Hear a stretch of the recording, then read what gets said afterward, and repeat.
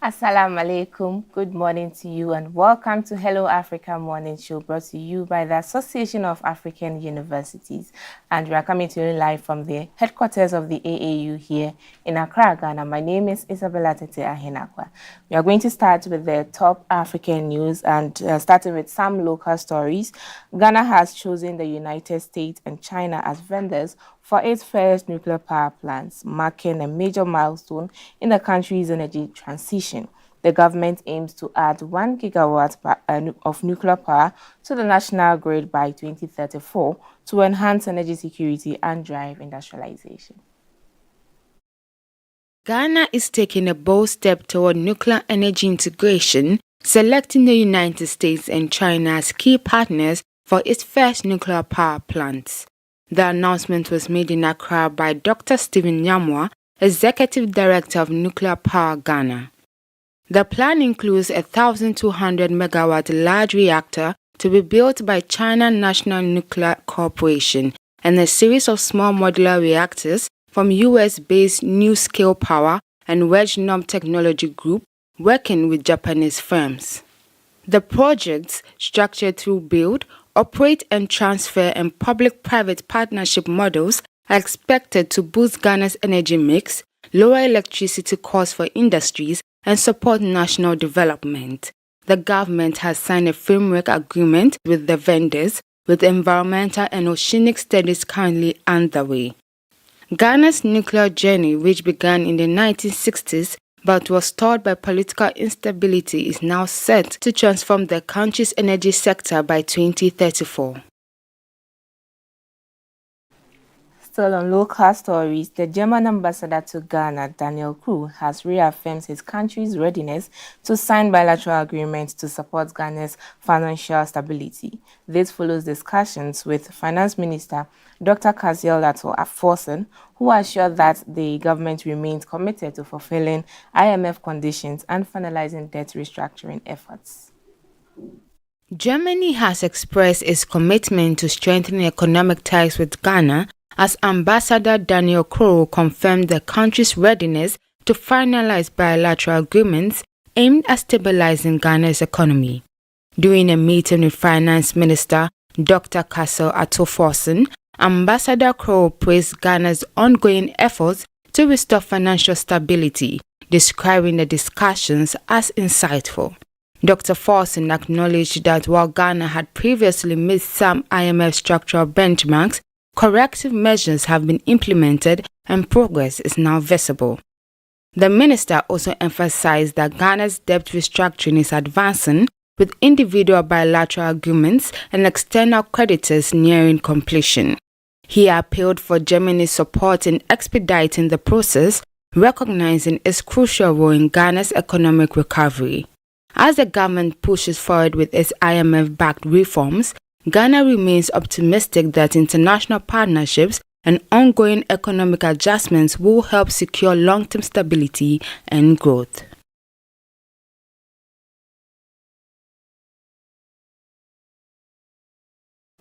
Moving on to regional stories, acute food insecurity in the Democratic Republic of the Congo has surged to 28 million people, driven by ongoing conflict and soaring food prices. The World Food Programme warns of worsening conditions, with urgent funding needed to sustain humanitarian aid.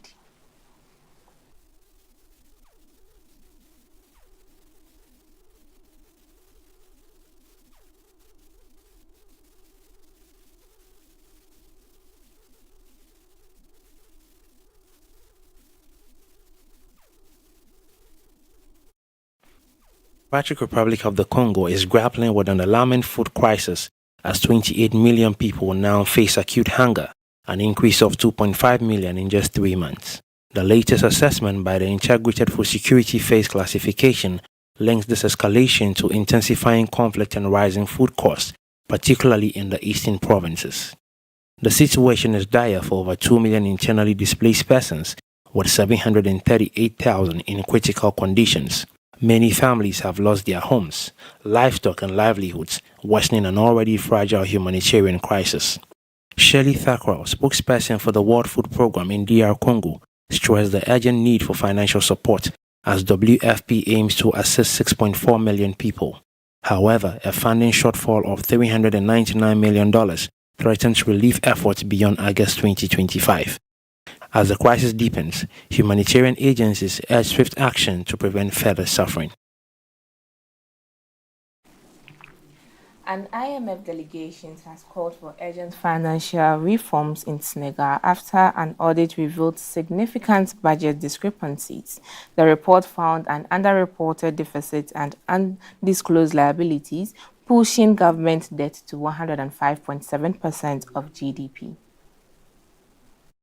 Senegal's public finances are under scrutiny as an International Monetary Fund delegation, led by Edouard Gameyal, reviewed an alarming audit report. The findings revealed a major underestimation of the country's budget deficit by 5.6% points of GDP, while public debt surged from 74.4% to 99.7% of GDP by 2023. Additionally, undisclosed liabilities, including hidden borrowings, amount to 25.3% of GDP, have further complicated Senegal's financial outlook. The IMF is now calling for urgent reforms to enhance transparency and tighten control over public spending. Key recommendations include reducing costly energy subsidies and limiting tax exemptions to stabilize the economy.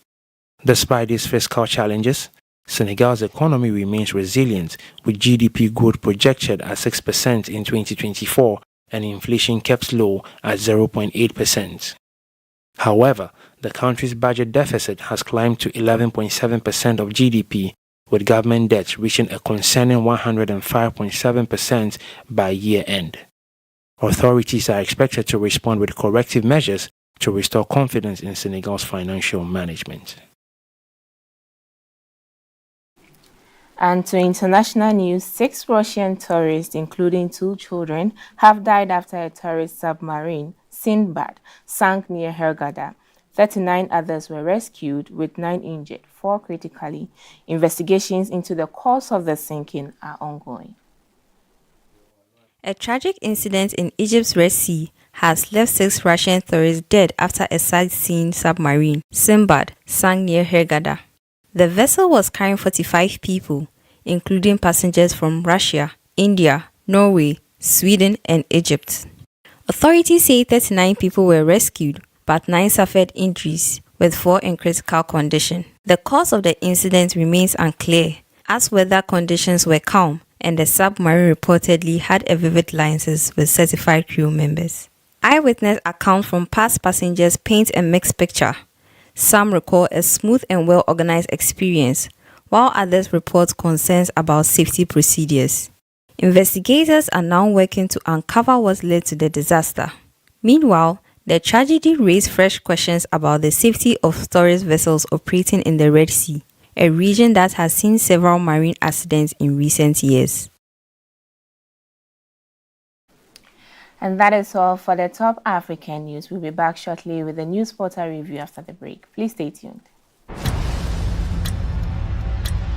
The most anticipated higher education event is here! Join us as we celebrate a decade of transformative impact on African higher education at the 10th anniversary of the Africa Higher Education Centers of Excellence program, a distinguished event jointly organized by the Association of African Universities, the Inter-University Council for East Africa, the World Bank, and the French Development Agency. ACE Act 10 is scheduled for April 7 to 9, 2025 at the Labadi Beach Hotel in Accra, Ghana. This high-level event will convene key academic and private sector stakeholders, including ministers of higher education, vice presidents and managers of the World Bank, development partners, vice chancellors, entrepreneurs, and innovators. During the celebration, you will experience inspiring success stories, research breakthroughs, and innovative achievements from ACE centers. gain insight into how the ACE program has enhanced higher education, regional collaboration, and industry partnerships. Join higher-level conversations on challenges, best practices, and future strategy. Explore funding models, policy frameworks, and institutional reforms to sustain ACE achievement. Network with influential leaders from government, academia, and the private sector to build transformative partnerships. The ACE community is encouraged to register now via the link on your screen. Connect Be inspired and let's make impact at the ACE at 10 celebration.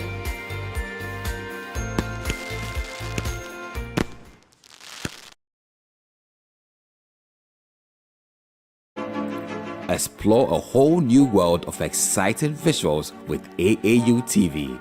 Get ready for a mix of interesting talk shows, interviews, discovery documentaries, and news on AAU TV. It's not just about watching TV, it's about experiencing something special. AAU TV reaches over 25 countries in Africa, bringing you a blend of knowledge and fun. Learn about different cultures as you enjoy the shows. If you have events or want to showcase your business, we've got you covered. Watch AAU TV free-to-air channel on satellite. Connect with us on Facebook, Instagram, and X, formerly known as Twitter, at AAU TV. Reach out on call or WhatsApp us at +233 26 629 6601 or +233 20 399 5210. AAU TV, the voice of higher education in Africa.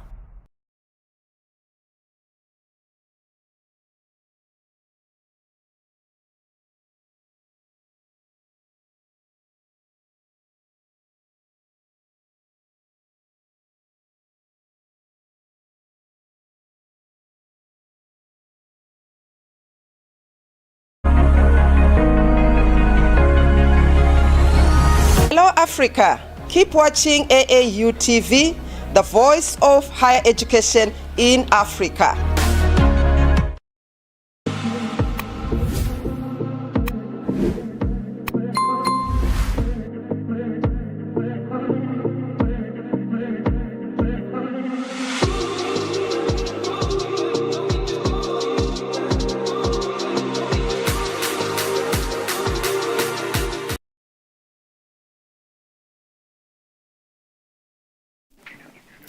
You're welcome back from the break. You are still watching Hello Africa Morning Show, proudly sponsored by Vena Purified Water and Biko Drinks. Phil, Hi. how are you doing? I'm good, thank you. How are you? I'm fine. So we are joining hands with our Muslim brothers and sisters, fathers and mothers, Yeah. to celebrate the Eid al-Fitr. Yeah. So I would say, Assalamu alaikum. Malaikum salam. Great. Yeah. And how are you celebrating the holidays? Well, as you can see, we are at work. It's a holiday all over the world, I believe. But we are at work just so our viewers can enjoy what we have for them. From here, I'm not sure what yet I'm going to be doing, but thankfully tomorrow is another day. So probably I get to rest properly tomorrow. Okay, before you start work again on Wednesday. On Wednesday, Okay. yeah. I am hoping to be invited by a Muslim friend to. Great. Yeah, I'm hoping. I'm not saying I've got the invitation. Start calling them. The earlier the better. Start calling them. Then I should have called yesterday because I think It's they not ended. late. It's not late. So maybe once we get offset, you can be able to make some few calls. The day has just started. Okay. Thankfully, it goes into tomorrow. So even if they forget about you today, I think some plans can be made. Yeah.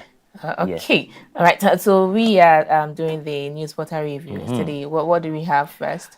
In the news portal review, it's quite a number of things today. First of all, we are going to be talking about the ACE at 10 program. ACE celebrated 10 years from 2014 to 2024, and then the climax is this year. Next week is happening at the Labadi Beach Hotel.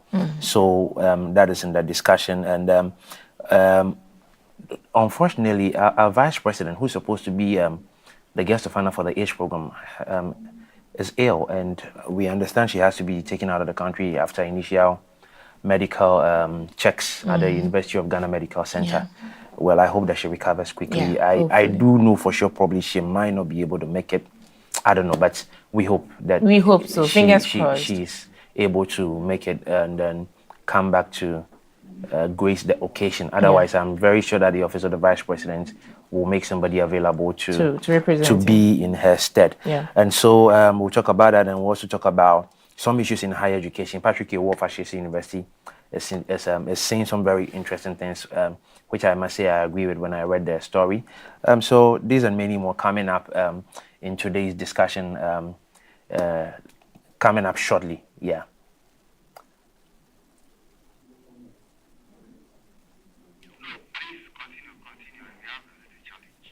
All right. So I am guessing we can go straight into it. Okay, so to do the first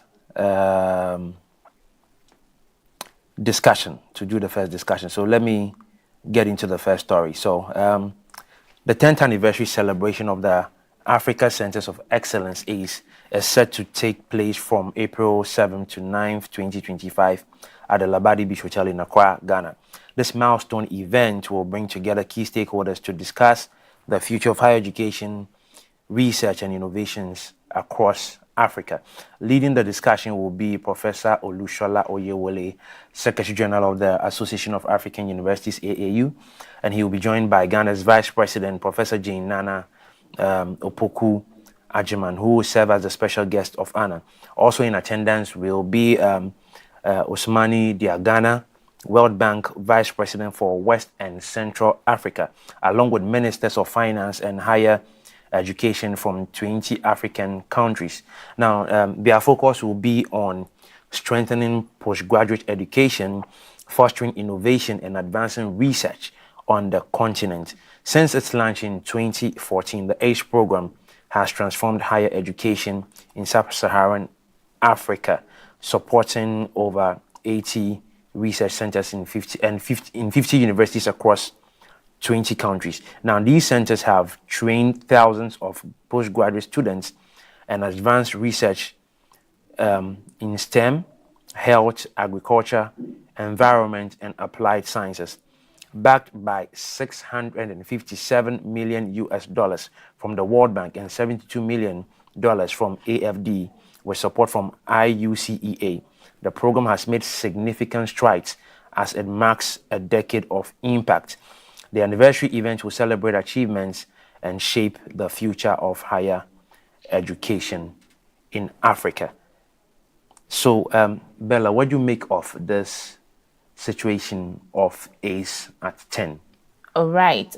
So I think before I make my contribution, the ACE team did a press launch, I think last year.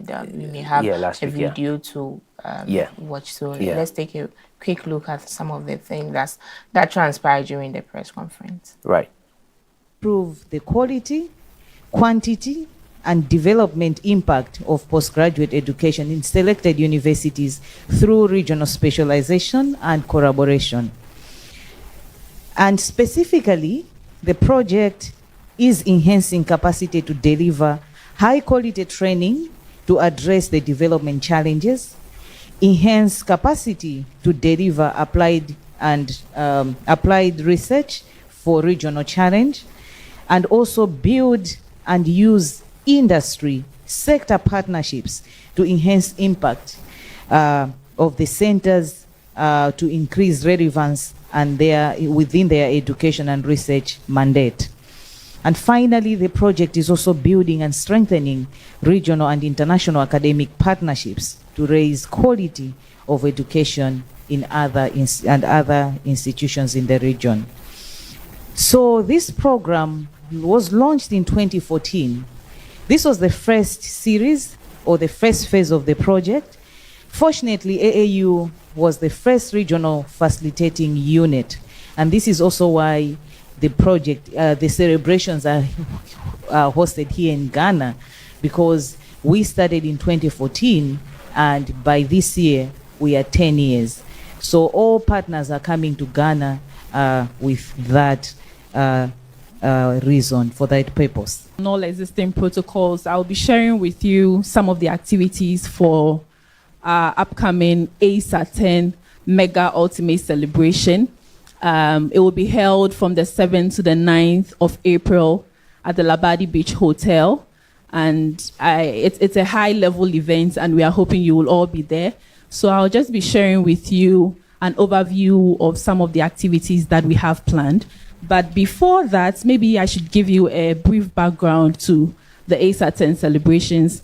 It was launched on the 31st of October 2023 in Abidjan during our 10th ACE Impact Biannual Regional Workshop, where we had the Minister of Higher Education, as well as the World Bank Country Director for Côte d'Ivoire, unveiling the ASA10 signage.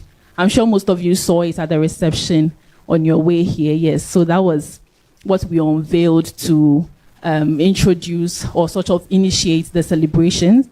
And as you may be aware, the Centers of Excellence program commenced in 2014, making 2024, which is last year, 10 years. I'm sure you all be wondering why we are celebrating it now. We've been building the momentum right from last year, and the project will be closing this year in June for the third phase. From Dr. Sylvia's presentation, I'm sure we all got to know that the project is in 3 phases.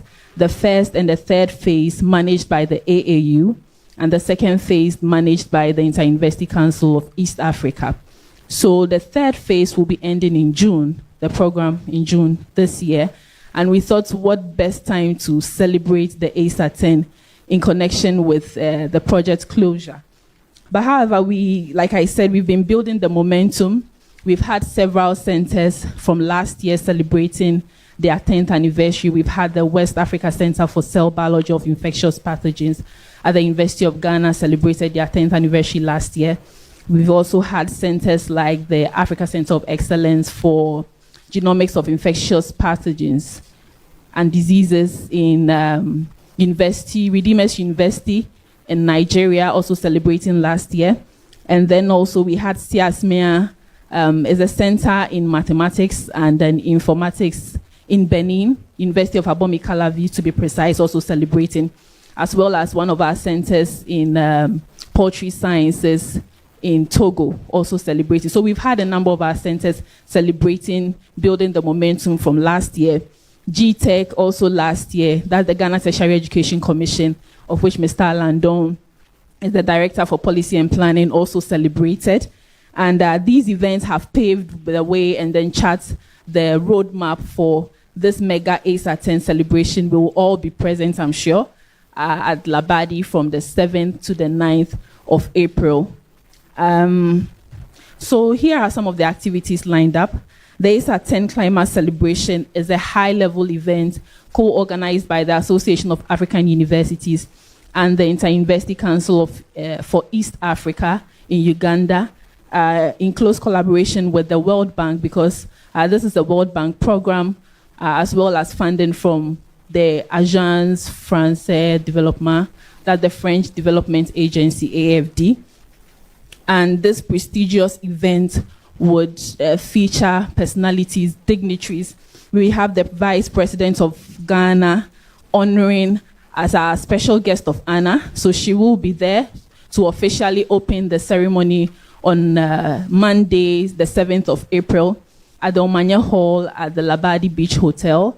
And then also we have ministers of finance and ministers of higher education from our 20 participating countries. So we have ministers of finance and ministers of higher education from the Gambia, from here in Ghana, Ghana being the host.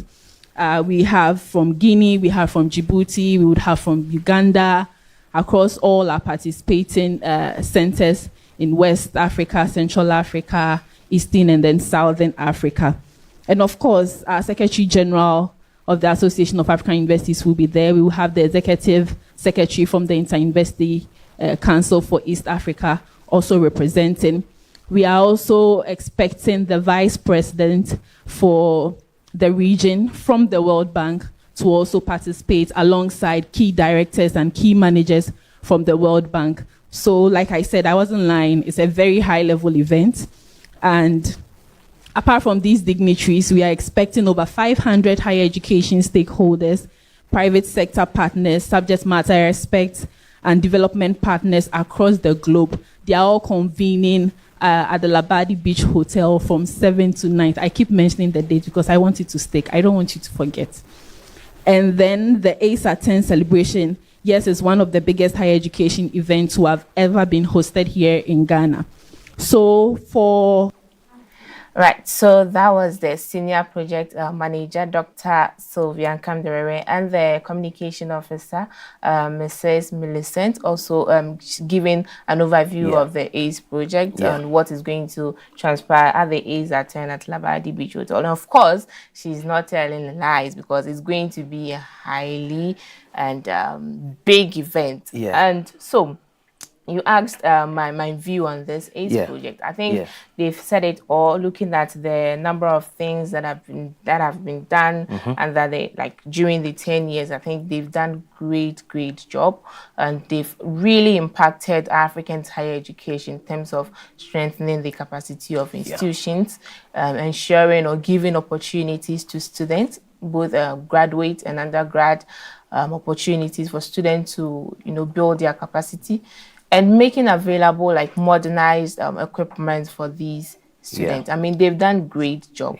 And most of their focus is on STEM, health, agriculture, environment, and then applied sciences. So I was asking myself, and with 80 research centers in 50 universities, most times we've encountered stories that are questioning Africa's research capabilities. Why are we not at the forefront? Why are we not contributing to the global landscape in terms of research? And so when I saw this, I was like, okay, so ACE is doing, marvelous job. They are really impacting, making sure that Africa is there. We are, at that level, and still we are questioning our research capabilities. Why?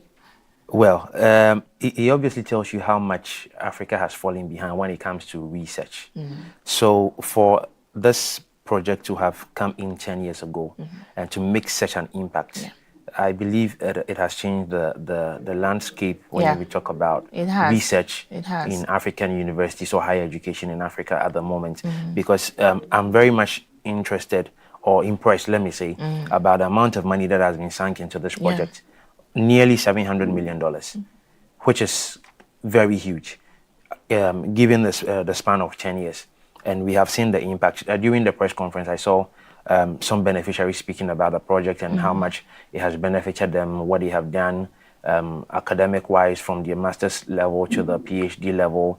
I mean, some of the center leaders also spoke, and you can just tell how much is going on and what is happening within the project for this ACE thing. So I'm truly excited for the project. I'm sad to see it end anyway. I hope that some form of sustainability plan will be kicked in probably next week. I don't know what's going to happen, but even if it successfully comes to close in June, like we are being told, I hope that somehow, some way, something will happen, and if there's going to be, I don't know if it's going to be a fourth phase or something, I don't know. But anyhow, this, I feel as much as we have benefited from this, there's still a long way to go when it comes to research in higher education in Africa. So I think that a lot of things must be done to bring up some sustainability plan. I mean, even if it's not for ACE, something else that can, continue from where ACE is going to end or stop.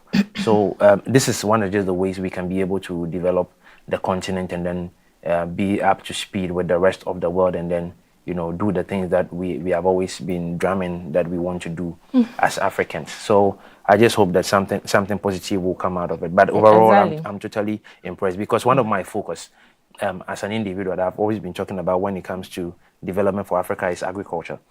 And I am particular about it because Africa has arable lands. We have the resources. We have, whatever you think you need to make agriculture big in Africa, we already have it. We are blessed with beautiful lands, the weather. The rains favor us. Even nature favors us across most of the African countries. So I don't see why we can do this. So I'm happy that this project was focused on agriculture as well, apart from the other areas of development we can think about, because I think that agriculture can be a major backbone for many African countries, and especially for young people. I keep telling young people to get into agriculture. Young people in Africa are fixated on white-collar jobs and then getting into offices, wearing suits and ties and all of these things, and sitting in air-conditioned offices. Look, the money is not in the offices. The money is on the streets. Yeah. The money is in the farms. That's where young people must start looking at. If any young person that's watching us right now is listening, take it seriously. There are many things you can do when it comes to agriculture. And I've always talked about the value chain when it comes to agriculture. It's massive. In every level of the chain, there's money to be made. I mean, I've tried it personally, so I know what I'm talking about. So, I mean, young people should start looking at this thing. And then hopefully, I believe that we can make a lot more millionaires or billionaires for the African continent. And with that, as you said, I think that can also be a strategy to, generate some sustainability plan. Yes. And I really would like to focus on the sustainability plan as the project is ending this year, June. And to me, I think, like you made mention, and like a huge amount of money has gone into this, and the funders, as well as the project implementers, partners, they have done their job. But then, currently, it is now up to the universities in these 20 countries to take the initiative to, I mean, should it end and there are no other phase, what are we going to do? How are we going to continue? It is, they came to help, they came to support and then build your capabilities. Now the project is ending. Are you going to sit and wait for more funding? I think by now that it is ending, they should have their plans as to how to continue this. I completely agree with you. So university leaders, the government, anybody interested in research or higher education, because I'm sure by now, like you're saying, there should be a plan. Because you have known that this project was going to be for 10 years. It came officially by date in 2024. It's now officially closing in June 2025. I will be surprised if the various institutions that especially benefited from this project do not have a plan to continue on whatever has been done. I'll be surprised. I'll be utterly surprised. I pray and hope that no institution that benefited from here is left out. By now, there should be a sustainability plan. Even if there's no plan, this is March, is ending today. We have April, May, and then June, 3 months. I think it's enough time for somebody to be able to come up with a plan and make it work for all of these institutions in the coming academic years or semesters that are ahead. Because in a span of 10 years, I believe that whoever is in charge in any institution may have seen a lot to be able to know what must be done and what will not be done. I believe even on the project, many of the project officers were people who were in the institutions.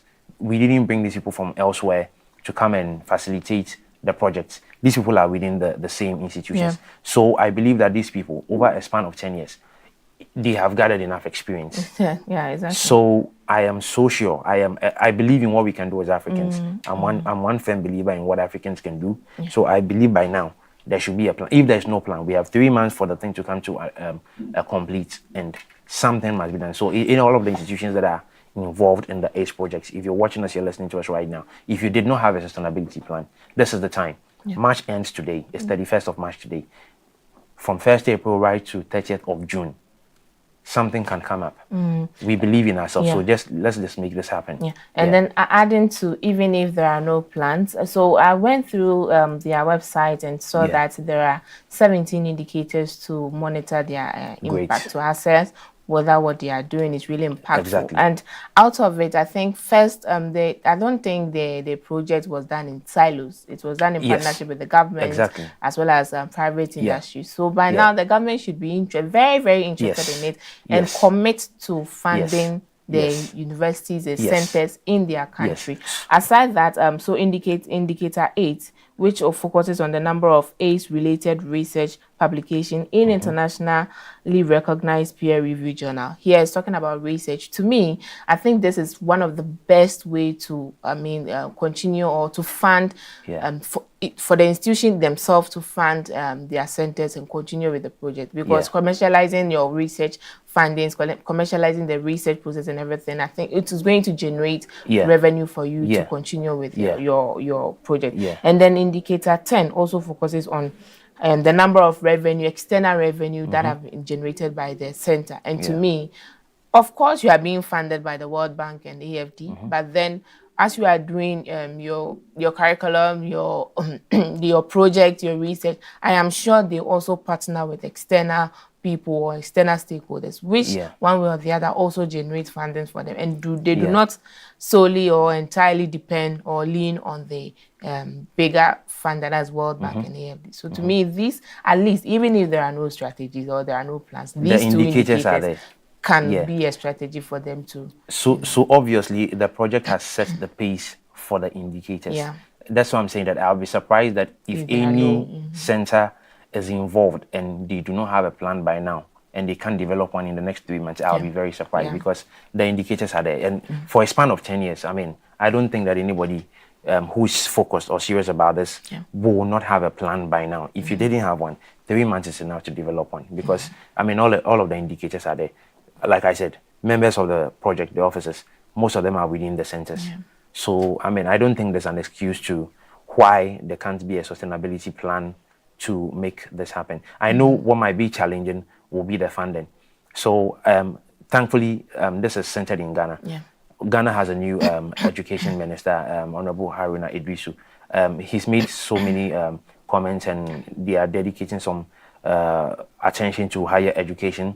So I believe that this is one of the things that they should be looking into, to make sure that all of the centers will continue to benefit and then make things happen. I mean, and we'll use this opportunity to invite each and everyone, whether you are part of the project or not, you should come and join hands to celebrate ASA 10 from 7th to 9th April 2025 at the Labadi Beach Hotel in Accra, Ghana. Come and take the lessons learned and the best practices to go back and also develop your country. Let's move to the next story. Right. So in our next story, Ghana's Vice President, Professor Nana Jane Opoku Agyeman, was admitted to the University of Ghana Medical Center, UGMC, on Saturday, March 29, 2025, after experiencing a sudden illness. According to a statement by Minister of Government Communications and Presidential Spokesperson Felix Kwakye Ofosu, she received initial treatment, but is expected to seek further medical care abroad based on expert recommendations. While details of her illness remain undisclosed, her condition has sparked widespread concern, with many citizens and political figures wishing her a speedy recovery. So we're actually expecting the Vice President, Professor Jane Opoku Agyeman, to be present at the ASA 10 celebration. And here is an unfortunate news that she's not feeling well and has been, needs to be flown out of the country. It's sad. I was not happy to hear this when I read this because first of all, she's new in this role. It's the first time Ghana has had a female vice president. So to do probably just even up to less than 3 months in office and to be taken ill suddenly. We are not sure what the situation is like. In the statement says it's undisclosed. So I just pray God will help her and help her to recover. I mean, she's human. Anything can happen to anybody. But I just pray that she will be able to recover in time. I hope that she's able to recover in time to make an appearance at the ACE Impact, because she's an educationist as well.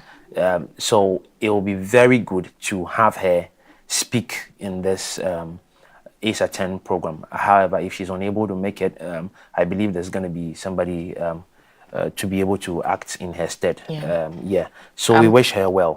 I'm also hoping she will be present at the celebration, because actually she helped with building our headquarters when she was the Minister of Education. Awesome. Back then. But I'm quite disappointed as to how Ghanaians are receiving this, or their comments to this. Many of the news, comments are not questioning her position as a vice president, and saying this position is not for the weak. As you made mention, I'm emotional now, because she's human, and it can happen to each and everyone. It can happen to you, whether you are the president, whether you are the vice president, regional minister, or whatever it is. So why would you use this as an opportunity to question her position as a vice president, saying she can't handle the role, so that is why she's sick? You don't know what is happening to her. It's so unfair. And at this moment, I think this is when you should be on your knees praying for the vice president, because this is history. This is the first time Ghanaians have had a female vice president. And instead of you hoping for a recovery,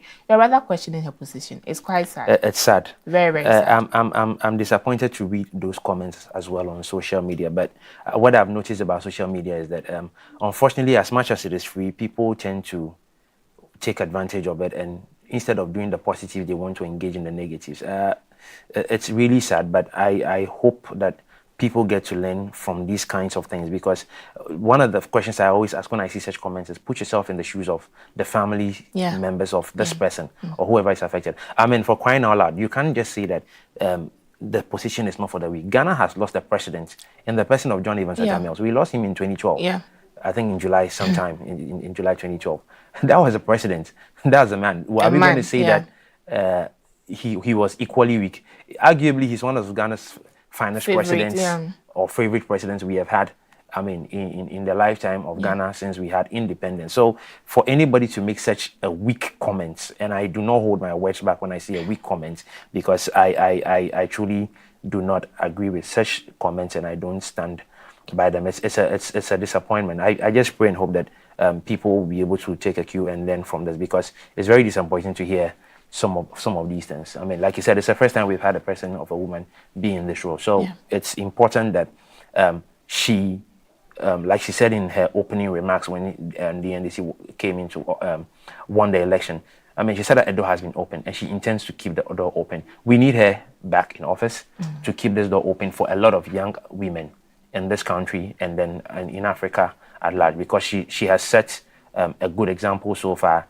Everybody is excited about it, and I think so far she's done well in her role. It's too early to be checking and ticking boxes and all of that, but I think that so far, the few things she's done, the meetings she's held, things she's shared. I think last week she was given a new role in relation to the army. I can't remember quite well right now, but I think that she's doing something correctly. That's why probably this added responsibility. So it's sad to hear anybody make such comments, on social media or any other platform. So I just hope and pray that she's able to make it back in time. And I join you hoping and praying that she comes back as soon as possible to join us celebrate ASAT. So speedy recovery to the Vice President of Ghana. Now moving to the next story on the University World News, a leaked memo from the U.S. National Institute of Health has revealed a suspension of all research funding to South African institutions, potentially cutting off $400 million in grants supporting HIV, TB, and public health studies. Now, the key development includes the confidential memo dated March 25, ordering NIH officers to hold all research awards for South African institutions, and also the decisions affect projects at leading institutions, including the Wits Health Consortium, CAPRISA, and the University of Cape Town, jeopardizing decades progress in HIV and TB treatment research. Also, over 300 grants are expected to be terminated, with some universities already receiving cancellation letters, halting work on clinical trials and life-saving interventions. The Trump administration's policy shift claims some research projects do not align with U.S. priorities, targeting studies on transgender health, Diversity and Inclusion (DEI) programs. The NIH justifications include concerns about return on investment, but scientists argue the cuts will harm global health efforts, particularly as the US faces a TB outbreak in Kansas. Now, these are some reactions and next steps from experts. Now, health experts warn that these cuts could reverse progress in HIV and TB treatment, potentially increasing infections worldwide. The Gates Foundation and other philanthropic organizations may step in, but no concrete funding solutions have been secured yet. And then, affected researchers have 30 days to appeal, but experts remain skeptical about a reversal. Philemon. Hi. So, Donald Trump administration again, Yeah. cutting research fundings to South African institutions, research institutions to be precise. And these are health-related research institutions, highly contagious diseases, focusing on highly contagious diseases, HIV, TB, among others. This is not good. It is not good. At the same time, it is a lesson to us. Yes, so that's what I can say is the hard truth, which should be a lesson. But I feel that even if this was going to be done, in my honest opinion, the presidency of the US could have given some timelines so that now they are institutions... giving 30 days. It's not enough. Okay. You see, you should give a timeline where the institutions that you are funding are aware that in 6 months, in 1 year, in 2 years, in 3 years, we will be cutting funding so that these people begin to make plans.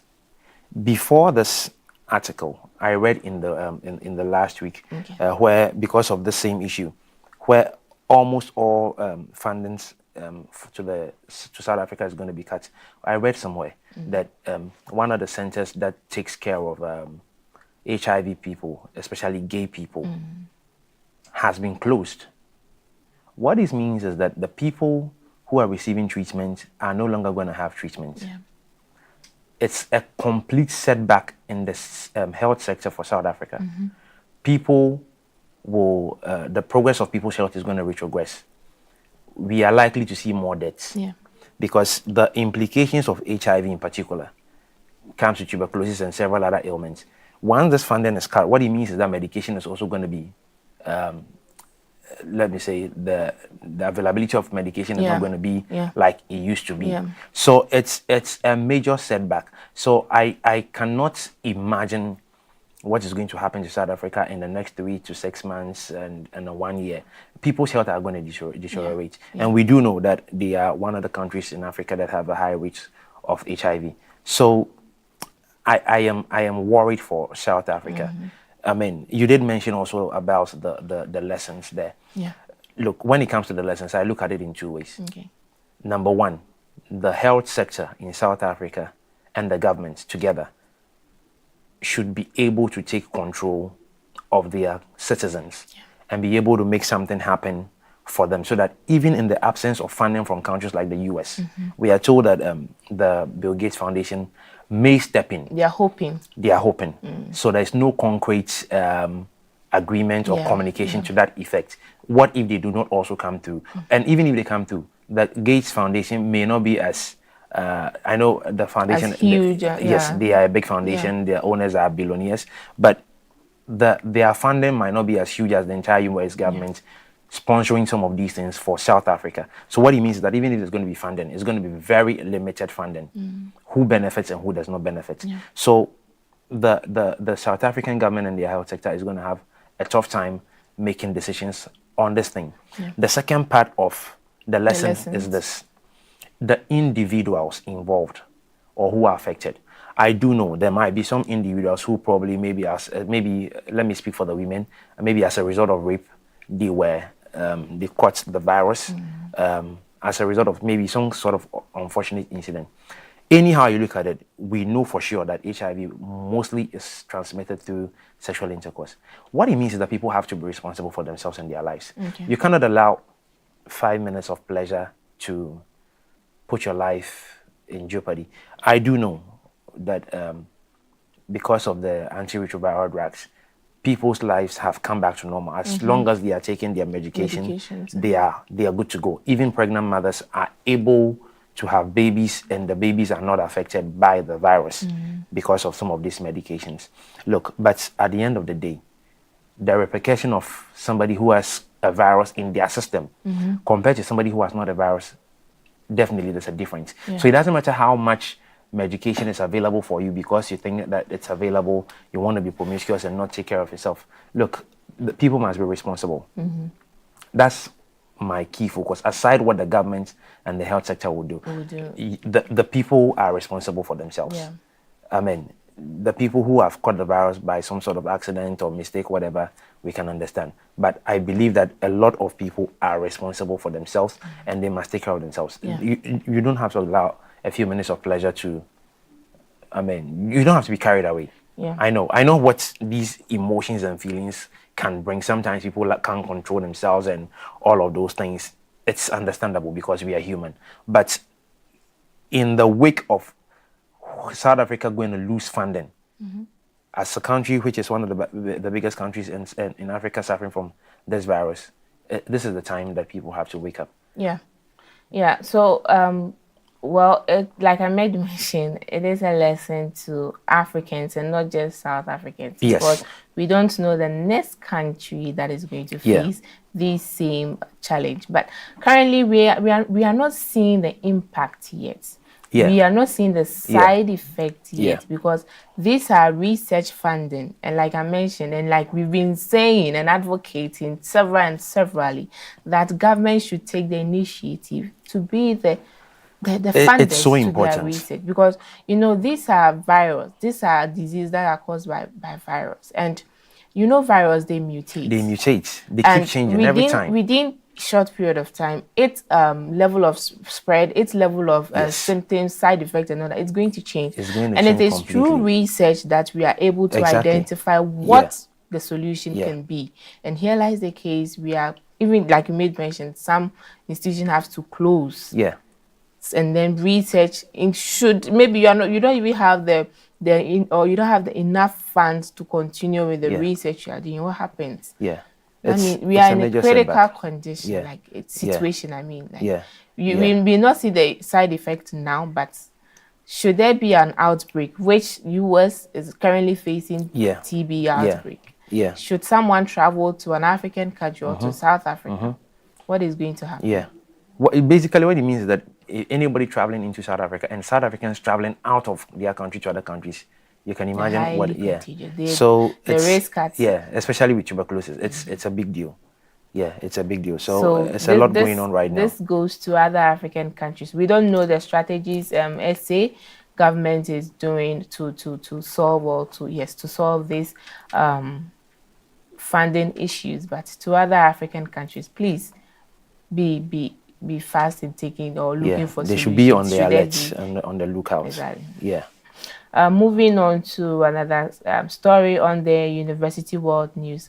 Now, Patrick Ewua, founder of Ashesi University, believes Africa's progress depends on universities embracing change and producing ethical, problem-solving leaders who can tackle governance and technological challenges.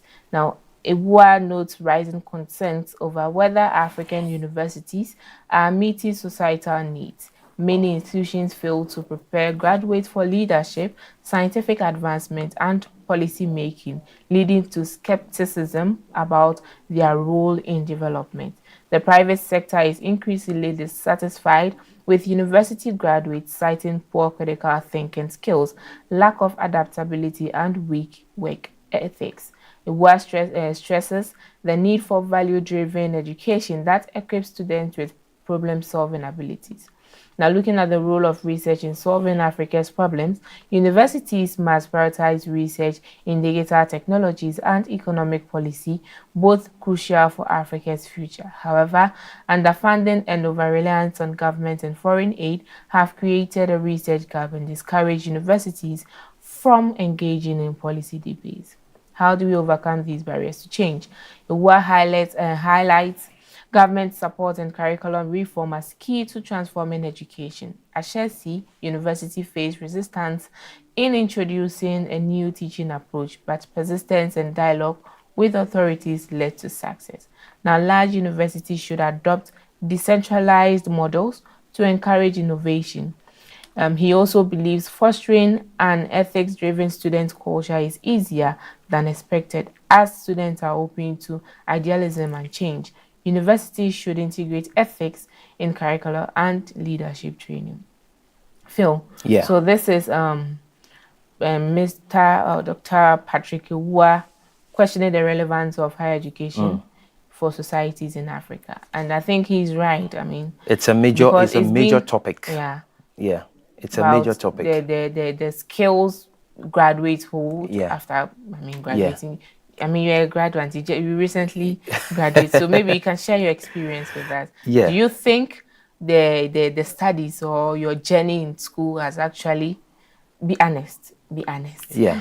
has actually equipped you to really meet the needs in the market? Well, so I know you were not expecting this. No, it's fine. I Okay. mean, I'm interested in this subject because I do also agree that our educational sector in Ghana and in Africa at large hasn't set a proper tone for a long time now. So for Dr. Iwua to be talking about some of these issues, I want to say that I completely agree with him. In the first statement, the opening statement, which is the concerns about university relevance. He says, many institutions fail to prepare graduates for leadership, scientific advancement, and policy making, leading to skepticism about their role in development. I completely agree because, look, I have seen graduates who do not epitomize the things they have lived or studied in school. It's almost as if people go to school and it's all theory. Yeah. You don't see anything practical that allows them to, live what they have studied. For me, it's a major concern. I'm glad this topic has come up, and like you said, I should share my experience. So even before my experience, let me take it back to last week. We were fortunate to have witnessed the political communication project with Unimac IJ, and we were on their campus to cover what they had done.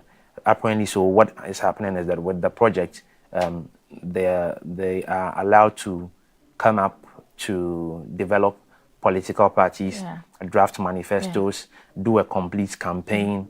It's a simulator thing, but it's almost like a real world thing. So imagine these people who are political communication students, having experienced this thing in school.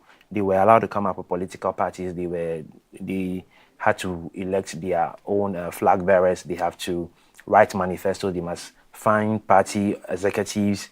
Do what is done in real world politics and be able to hold rallies and go to the market and solicit ideas. This is a pure practical thing. So for a person who is a political communication student, this person who has gone through this process eventually graduates and is a graduate holding a degree in political communications, can certainly work for a government, can work for a political party, can work in any space that requires governance, not necessarily only in politics, because in several organizations you see some of these things happen as well. So this is pure practice of what you have learned in school, because gone were the days where graduates in computer science finish University of Ghana, finish University of Professional Studies, other universities, and I'm using the word universities as in universities, and they don't have practical ideas of what computer science is. When they are done with universities, they must go to other schools like the Kofi Annan Center of Excellence. They must go to NIIT. We know all of these professional institutions that do, technology and IT related programs. So how is it? Does it make sense to anybody for you to be a graduate, to go through 4 years of education in a university as a computer science student, And then when you are done, you still have to go to a private institution to go and learn computer engineering, software development. I mean, all of the things, Cisco and all of those things. It does not make sense to me. Yeah. So I'm glad that this conversation has come up, because if you are in a tertiary institution, a higher education institution, and there is no relevance of you as a graduate by the time you have graduated, it's a complete waste of your time and your resources after you have paid fees and then gone through 4 years of education. So it's the reason you go into the job market and then you don't meet the requirements of the employers. And probably it would also count to or amount to why people are unemployed. Yeah. You know, we do know that, yeah, for sure, there's an issue of unemployment generally. Yeah. But one of the things I've noticed is that people are equally not marketable because they don't have the required skills when it comes to some of these things. And lately, we know it's not just about what you've learned in school. You require soft skills. Yeah. So for things like this, I am passionate about it, and I think that Dr. Awuah is not making any mistake by bringing up this conversation. I mean, one of the things he also mentioned is about weak work ethics. You don't have to wait to be in a working environment to learn about work ethics. In school, you would do group works. Exactly. You Teamwork, do presentations. All of these things are work ethics. Yeah. But I mean, so let me bring my experience in here.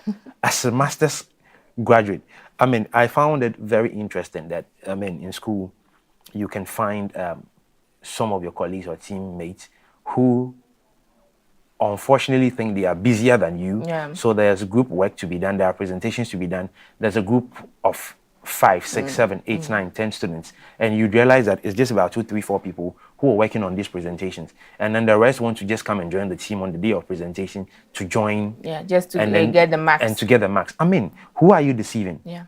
Okay, and then you are done with school and you say you have a master's degree, and then you are in the office and then you cannot execute a simple basic task. Yeah. I mean, it's appalling. So aside what educational institutions will do to help, the individuals who are in school must begin to identify what it takes to get into the job market and to be marketable. It's not enough for you to say that you have a master's degree. I mean, I think that maybe employers should come to that point where it's not just about the fact that, okay, you used to have a first degree, now you have a master's degree, so we can increase your salary from 1,000 to 2,000. I think it shouldn't be the situation. You need to prove it. You need to show us. It's not like it's a place of validation for the school that you have attended, but I mean, it needs to show in your work. We need to understand and know that, okay, if you used to have a first degree and now you have a master's degree, the evidence should be there. It's not supposed to be business as usual. You have to be innovative. You have to come up with new ideas. I mean, human beings are dynamic. Society is dynamic, and it's the reason you are getting paid for the job that you're doing. So I am very happy You've about this really conversation. said a lot. Yes, I am passionate about this. I must say, but I like how you tackled it from the institutional level and then straight out to the individual. But to me, I think currently the institutions have done quite or have improved, because during my time undergrad, we saw the difference between learning and then being on the field. It is kind of the same, but what you experience when you are doing the work actually is quite different from what you were taught back in school. And that is why there is the opportunity for a student before you graduate, you do internship. So that you have the feel of the industry. When you go out there, you know what you are going to experience. Aside that, now I see that most of the institutions have these industry stakeholders coming to the school to even take a whole session with the students, just to also share their experience with you. That it's not all about theory. It's not all about what your lecturer is teaching you. But when you come out there, this and this and this is how it feels.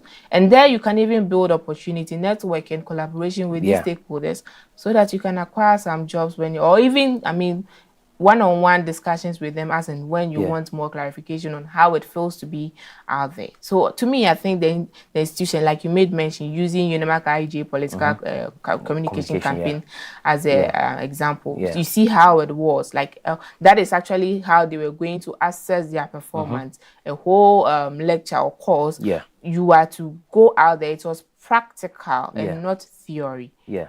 And this, I think, I mean, the institutions are doing their best. Initially, a lecturer will come, write and dictate pamphlets for you, buy pamphlets, you go memorize it and write your exams and pass. But now it is no more of like teaching, dictating notes to you and selling pamphlets to you. Now it is practical. Yeah. Now you have to even add some critical thinking skills to solve.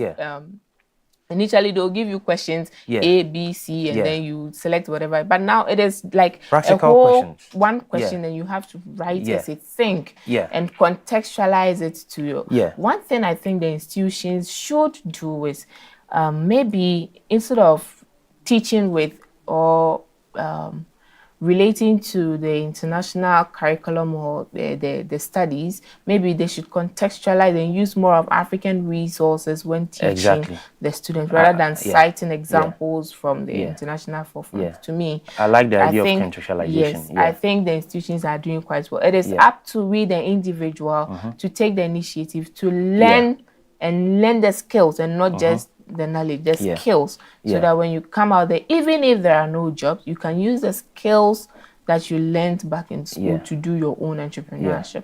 I agree. And just to end this conversation, I'm just happy to note that persistence dialogue with authorities led to the success of what Ashesi has done.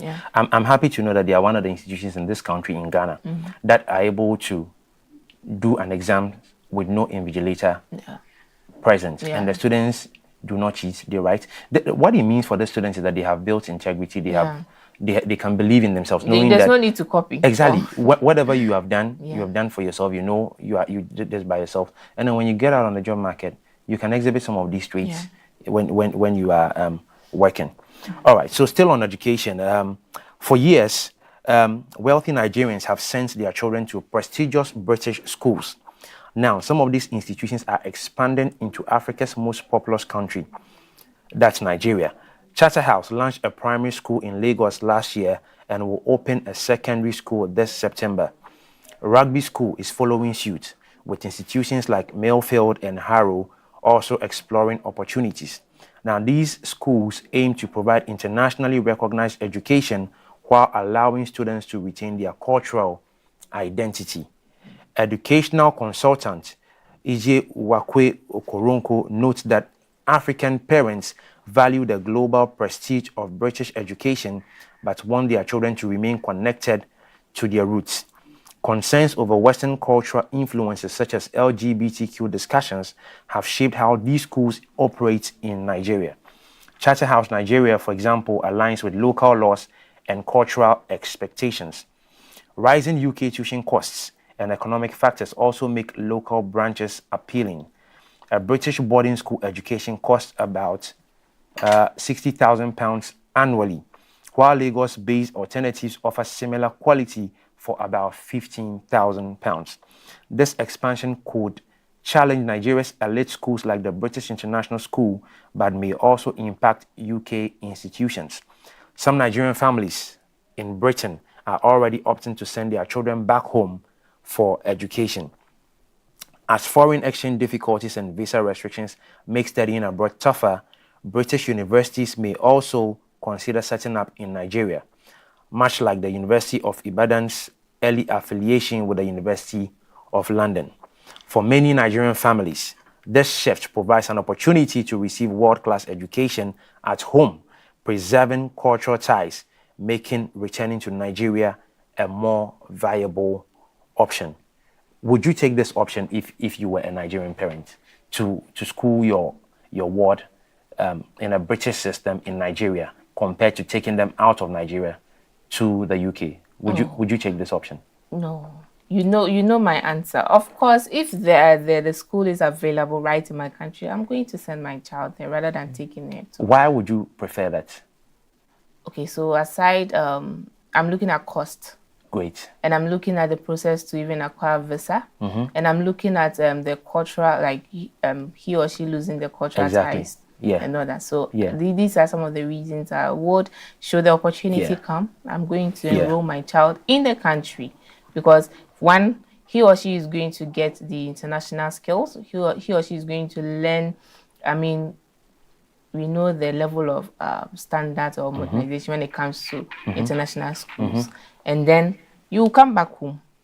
I'm not taking you to the boarding school, of course. You come back home, and then still have that experience with me, still have me around you. So I appreciate that you are bringing a motherly touch to it, and I love that. You know, Africa has a certain spice when it comes to families, and so I equally share your sentiments when it comes to choosing the option.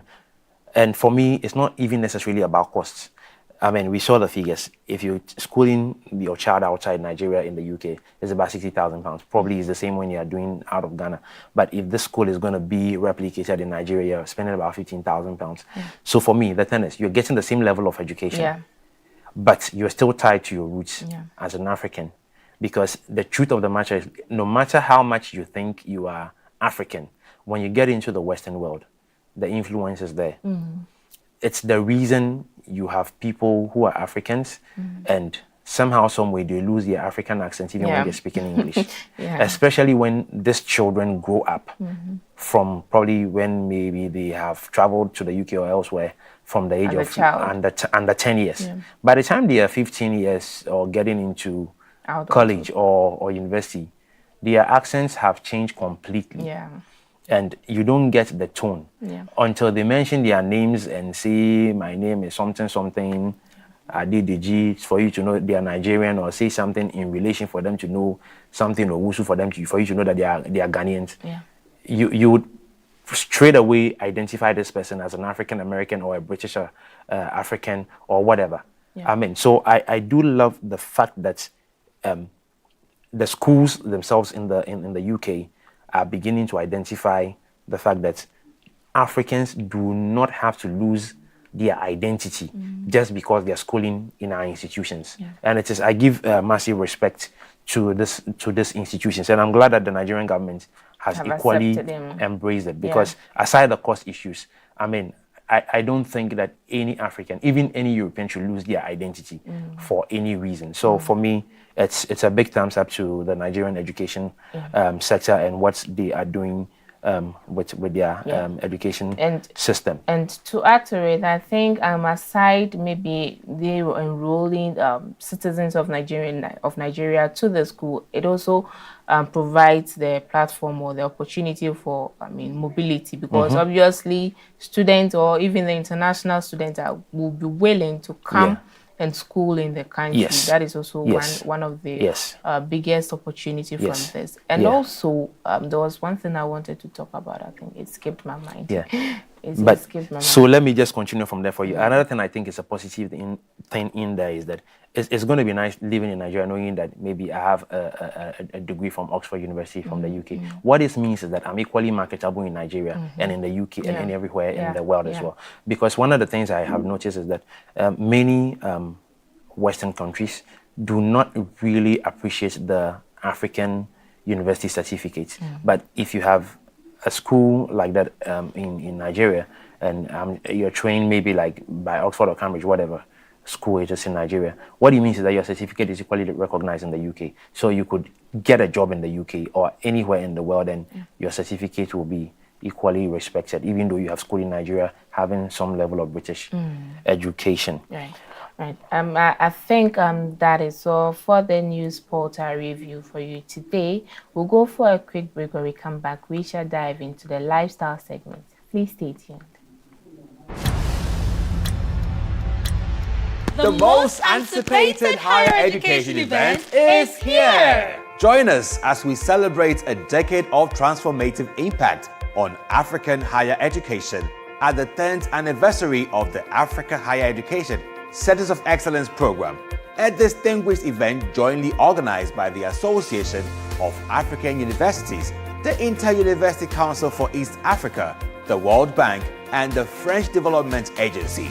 ACE at 10 is scheduled for April 7 to 9, 2025 at the Labadi Beach Hotel in Accra, Ghana. This high-level event will convene key academic and private sector stakeholders, including ministers of higher education, vice presidents and managers of the World Bank, development partners, vice chancellors, entrepreneurs, and innovators. During the celebration, you will experience inspiring success stories, research breakthroughs, and innovative achievements from ACE centers. gain insight into how the ACE program has enhanced higher education, regional collaboration, and industry partnerships.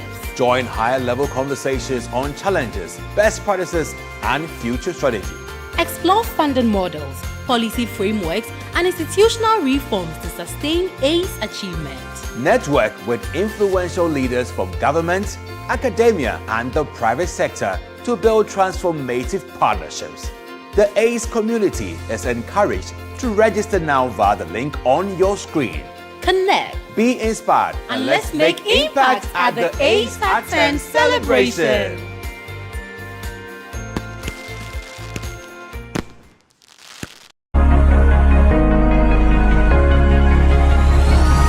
Hello Africa, keep watching AATV.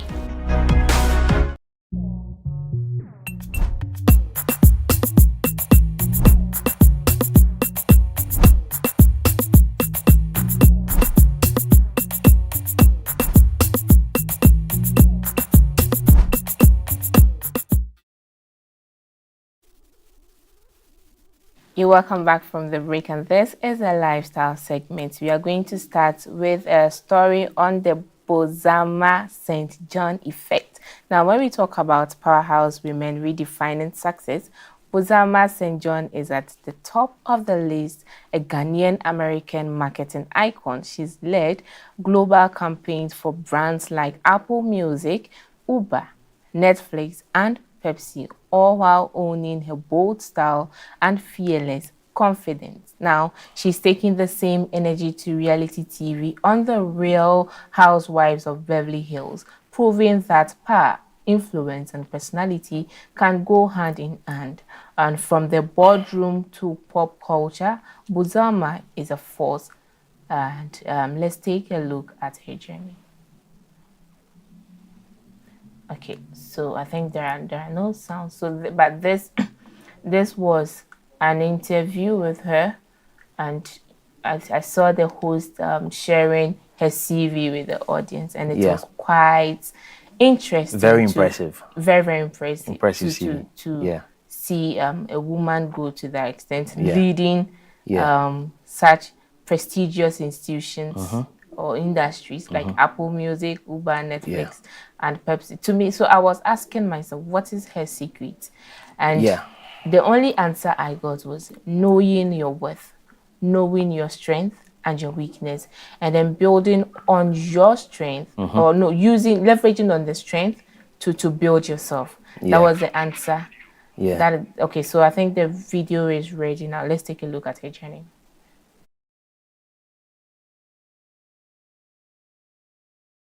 Look gorgeous. I know.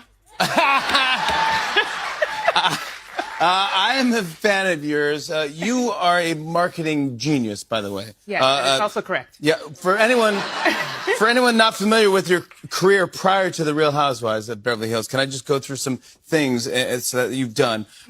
You were chief marketing officer at Netflix. You were... Oh, get ready. You were chief brand officer at Uber. You're the head of global marketing at Beats by Dre, Apple Music, and iTunes. You're the head of music and entertainment marketing at Pepsi, and did Super Bowl halftime shows like Beyonce, Bruno Mars, etc.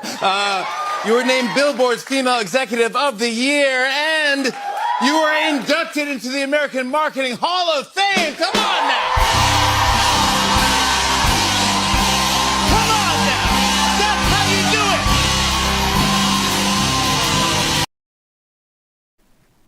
And that was Buzama St. John. Yeah. Like I made mention, it is quite impressive to see a woman acquire such skills and, you know, play Yeah. such roles at prestigious industry. Like I mentioned, so I was questioning what was her secret or what motivated it. And like the answer was knowing who you were. Yeah. Leveraging the strength you own to build yourself. Yeah. And accepting responsibilities moving forward. Even if you can't do, just accept it and learn on it. Yeah. That is my answer to the question. One of the qualities in there that's written in this bulletin is her bold style and fearless confidence. Yeah. I And mean, we you saw can it in see on the video. She said, I know.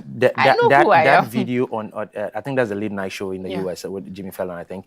Look, that show, you go there when you have reached a certain height in your life. So for her to appear on that show alone tells you how much of influence she has garnered under her wings. And all of these brands that she has worked with, the interesting thing for me is these are top brands, number one, and almost all of these brands are listed on the stock exchange. So these are completely top brands. So to work in all of these industries, that's an impressive CV. And like you said, she's a woman. Look, I always appreciate it when a woman is doing some fantastic or phenomenal things like this. So all I can say is that the young women, not only in America, but particularly in Africa, everywhere, because she's a black woman. Look, put yourselves together. Let female icons like this be a source of motivation for you. Look, you see, these kinds of people are the people who will go to Dubai, they will go to Seychelles, they will go to Bora Bora, they will go to the Maldives, and they have beautiful photos they are showing on their grams and all of those things. And people are thinking about it and they want that kind of lifestyle. They are working themselves to get, you see, that's the kind of lifestyle they want. So they're trying to put themselves in the space to work for the resources to finance that lifestyle. So if you're a young woman, you're watching, don't think about that iPhone 16 that you want and you're thinking some odogu will buy for you. It's about putting in the effort, and your efforts will reward you. Look, I do often hear women say that it's nice to spend somebody's money. Look, it's fine. That's your personal belief. But you see, one of the things I enjoy is spending my own money because I know that this is my money and I work for it. And you cannot tell me how to spend my money. If I give you money as a woman, I can tell you how to spend, or I can tell you where to, or probably even do the spending on your behalf. I don't think that's independent. So the young women, if you're watching this, let Buzama St. John's story be a very serious level of motivation for you, and then follow suit. And like you made mention, so this, how do you get to know about a product? It is through marketing. Exactly. And these are all highly known industries. Yes. So to me, and she was the head of marketing. I think she's done great job because she's really done her job. She's really taken like her position and it delivered very, very well because through her role, we are able to, we got to know about Uber, we got to know about Netflix, we got to know about Pepsi. There are so many interesting adverts I've seen on Pepsi, and they are very, very interesting and engaging. So I think she's really done quite a very good job and very, very impressive. Now, you may be questioning, I mean, are all things or were things that smooth for her? How did she transition from one level to another? No, it's not been that smooth in her life yet because she even lost her husband.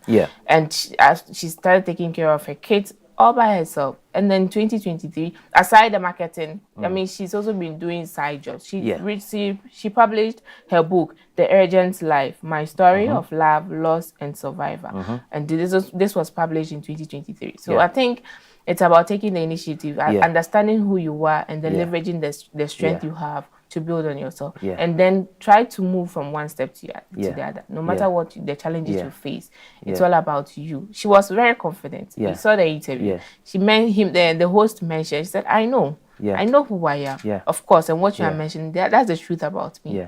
And that confidence alone It's admirable. Yeah. Yeah. And I will not hesitate to repeat again, she's a Ghanaian American, an African American for that matter. So again, I say, let that be a source of motivation. Exactly. Let that be a source of motivation. Moving to the next story, which is Idris Elba's vision for African cinema. Now, the British filmmaker and actor Idris Elba is taking a bold step to reshape African storytelling. The Hollywood star recently met with President John Mahama to discuss his vision of bringing the film industry back to Africa and spotlighting authentic African stories on a global stage.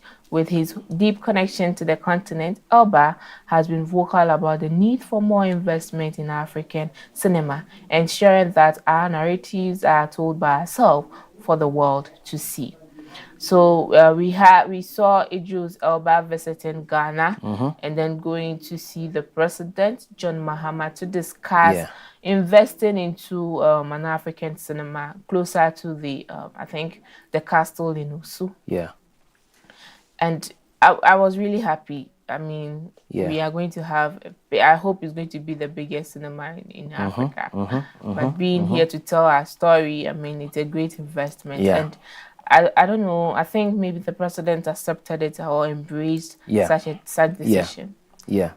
I mean, it's impressive to know, and I'm glad that as a British African, I mean, if I can put it, because his father is Sierra Leonean, his mother's Ghanaian, so for him to remember his roots and want to come back, it's an impressive thing. And I feel like we have already even seen the shadow of what this can do for the movie industry, not only in Ghana, but for Africa.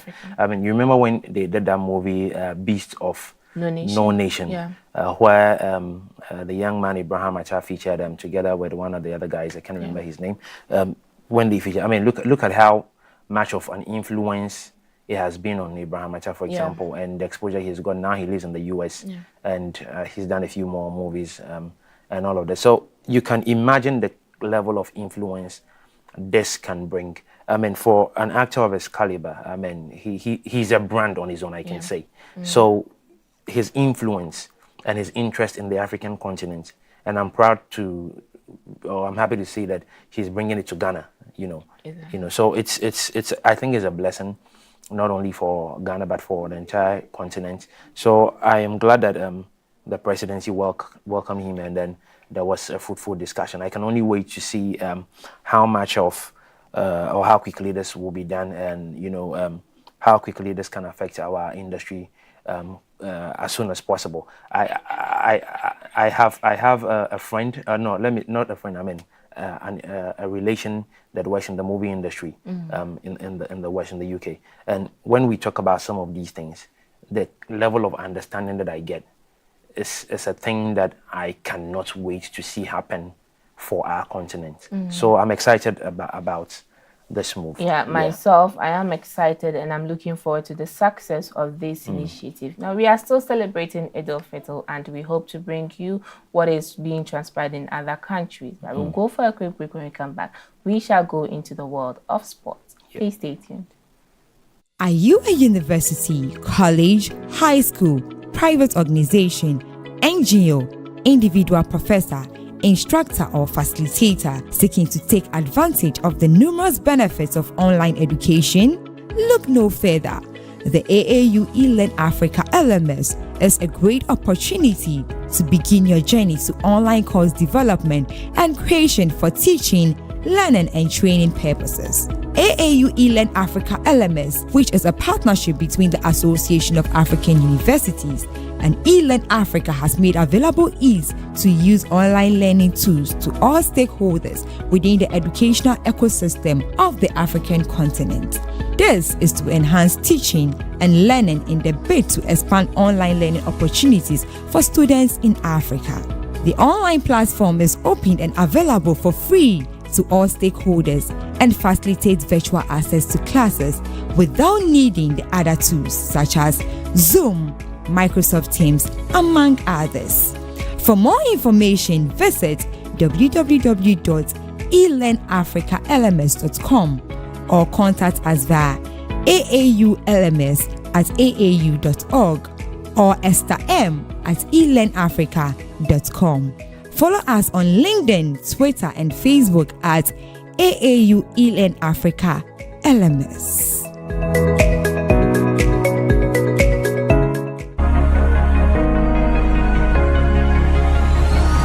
This is Hello Africa on AAU TV.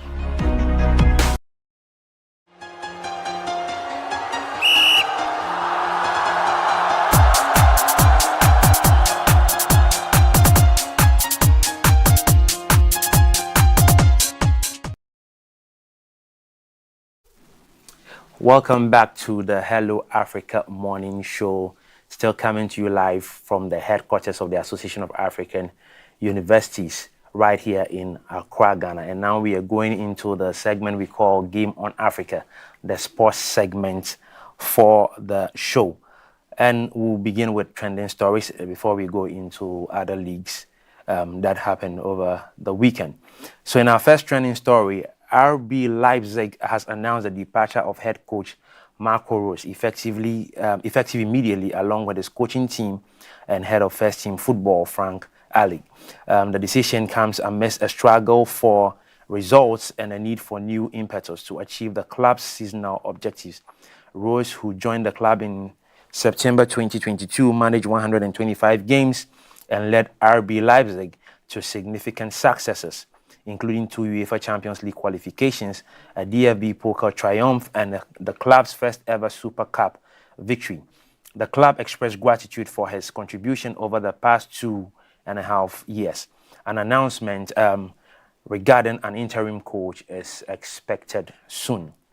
Now, Inter Miami coach Javier Mascherano has emphasized the importance of managing Lionel Messi's fitness after the Argentine superstar marked his return from injury with a stunning goal during their 2-1 victory over Philadelphia Union.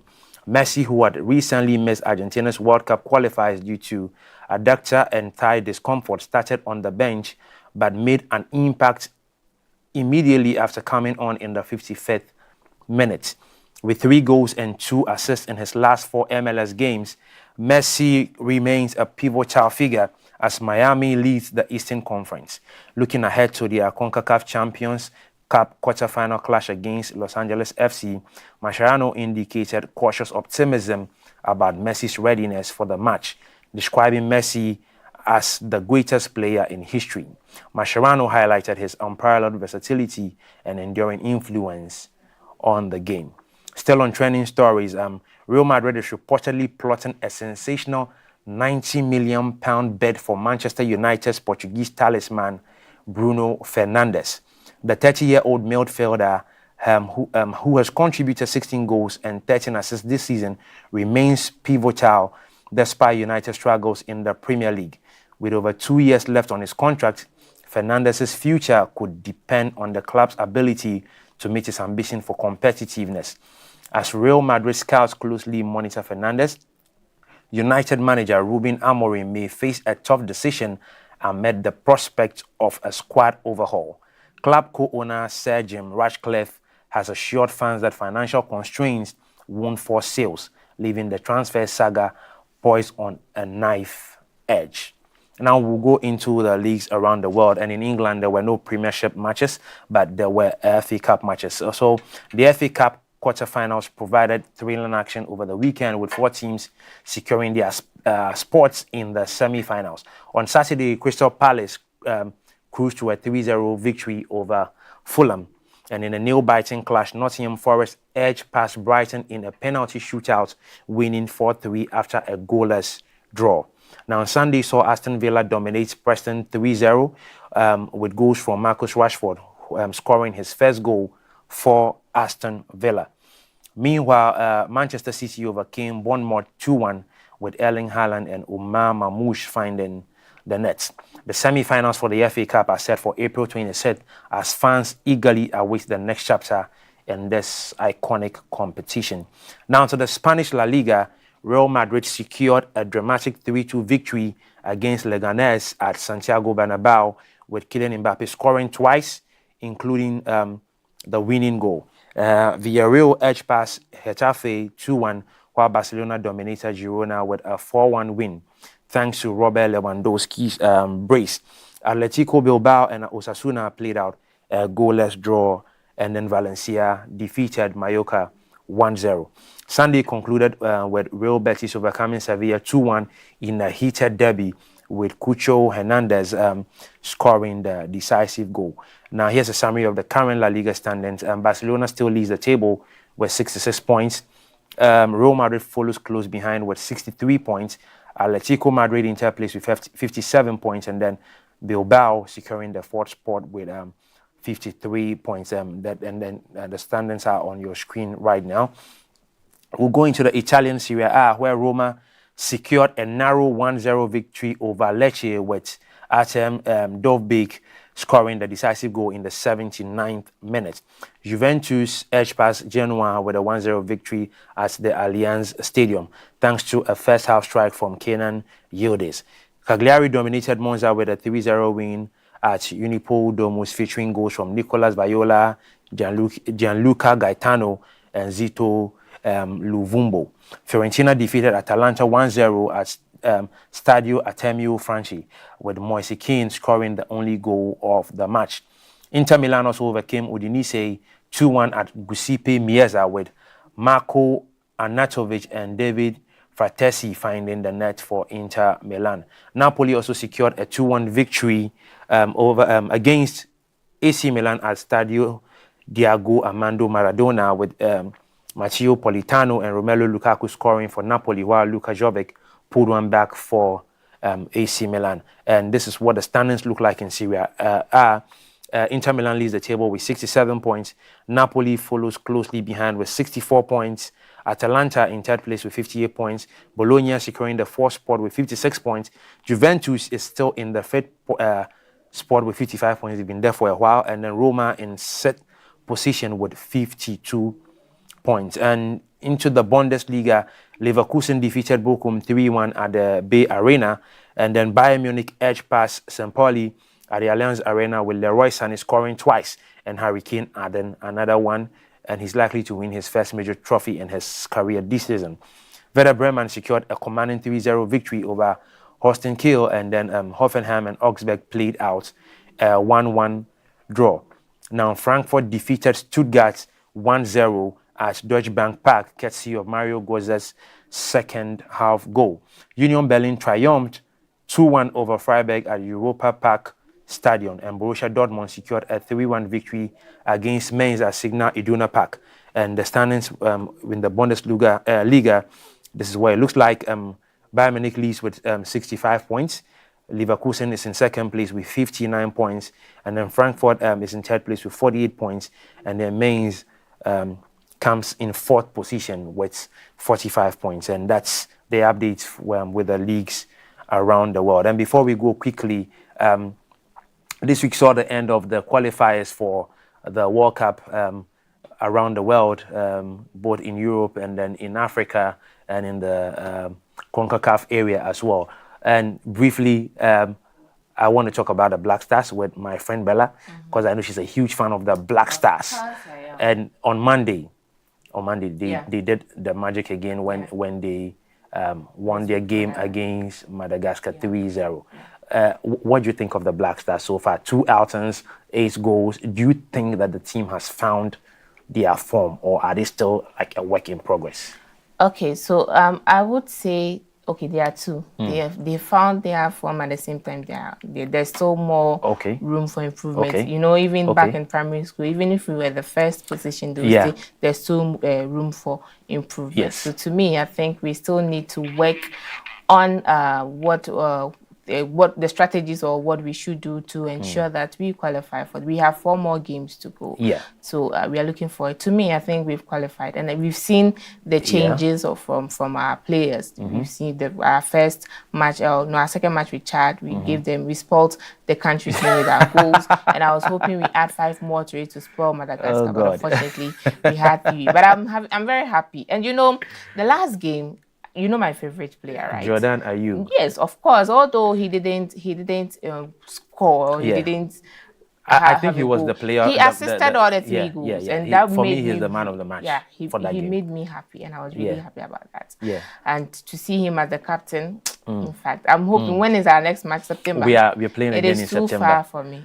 You can't wait to watch him. I can't wait to watch Black Stars. So to the audience and to my people, my friends, they know how I support Black Stars, and whenever we have games, they'll be like, Bella, you should eat before, or Bella, Black Stars is going to lose. And on Monday, I was really happy to be the one laughing at them. Yeah. And it was the best laugh I had so far. Well, I'm glad that they made you happy, and like you said, I think that they are a work in progress. I don't think that they have found their form of it yet. But what I think is this: I think that they have woken up out of the slumber that the slumber with which they approached the qualifiers for the African Cup. Yeah. I felt that the players thought that the qualifiers for the African Cup was a walkover, so they probably didn't attack. They didn't put in much effort for those games, because for one, I've always said before that I would not want to play Partey in the Black Star setup again, because I didn't think that he often gave his best. But look at this last 2 games that we played. It was obvious he was one of the best players. Look at the way he was bossing the midfield, and in the position in which the coach put him, he was the only defensive midfield player put ahead of the defense, and then in between the midfielders as well. So I'm glad that he has woken up out of that space, because he was a player, if I was a coach, I was not going to call, because I always thought that he wasn't giving his best when he played for the Black Stars compared to when he played for Arsenal, and back then when he played for Atletico Madrid. So I think that they have woken up out of that slumber, and I hope that they get to keep this form going into September, because the thing with the national teams is that, because they don't play week in, week out like they play in their clubs, they have a few days to train when the national teams convene in their various countries. So it doesn't give you that team cohesion that you are always looking for. But I hope that the form in which the players are, they'll bring the same form back in September, because we saw that in the likes of Jordan and Semenyo, Nuyama, Inaki Williams, and I'm happy that in the same form in which they play for their clubs in the past weeks, they brought it back. So I hope that they will continue to do that in September, and I hope Otuado will also continue to get his tactics right. We have found too many problems when they were playing for the qualifiers for the African Cup, and we lost out ridiculously. And briefly on Nigeria, I don't know if they will make it. I hope they make it to the World Cup, because otherwise it will be for the second time running, they are missing out on the World Cup back to back, because they missed the last World Cup and they might miss this one. Looking at their performance, they are not doing well, but I think they will. I hope that they make it, because I think that this crop of Nigerian players are one of the finest we have seen in recent times. After the likes of the Kanus and Co, JJ Okocha and Co.